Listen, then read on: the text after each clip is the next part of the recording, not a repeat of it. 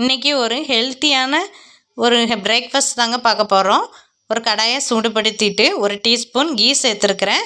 இப்போ கோதுமை ரவை 1.5 கப் அளவு சேர்த்துட்டு நல்லா வறுத்து எடுத்துக்கோங்க. அந்த நெய்யில் நல்லா வாசனை வர்ற அளவுக்கு வறுத்துக்கோங்க கோதுமை ரவையை. இப்போ நான் கட் பண்ணி வச்ச வெஜிடபிள்ஸ்லாம் எடுத்து வச்சுருக்கிறேன். அதே பாத்திரத்தில் 2 டீஸ்பூன் ஆயில் சேர்த்துட்டு 1/4 டீஸ்பூன் கடுகு, 1 டீஸ்பூன் கடலைப்பருப்பு போட்டு நல்லா பொரிய விடுங்க.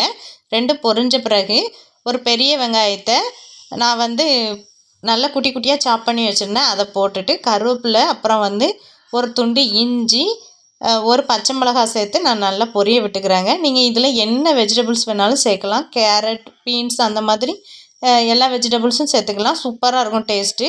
இப்போ நான் தேவையான அளவு தண்ணி விட்டுருக்கேன். 1 கப் ரவைக்கு 1.5 கப் அளவு தண்ணி இழுக்குங்க. ஏன்னா கோதுமை ரவை நல்லா தண்ணி இழுக்கும். அதனால் நான் கொஞ்சம் இன்றைக்கி உதிரியாக ரெடி பண்ணுறதை விட லைட்டாக கிச்சடி மாதிரி ரெடி பண்ணுறேன். அதனால் கொஞ்சம் அதிகமாகவே தண்ணி விட்டுருக்கேன். தேவையான அளவு உப்பு போட்டு நல்லா கொதிக்க விட்டுருங்க. கொதித்த பிறகு நம்ம கோதுமை ரவையை சேர்த்துட்டோம் அப்படின்னா ஒரு 10 நிமிஷம் மட்டும் மூடி போட்டுருங்க சிம்மில் வச்சு. இப்போ சூப்பராக எனக்கு உப்புமா சூப்பராக கிடச்சிருந்துச்சுங்க. சுட சுட சாப்பிட அவ்வளோ டேஸ்ட்டாக இருந்தது. கடைசியாக நான் இதில் தேங்காய் பூ சேர்த்துருக்குறேங்க. ஃப்ரெஷ்ஷாக துருவினது.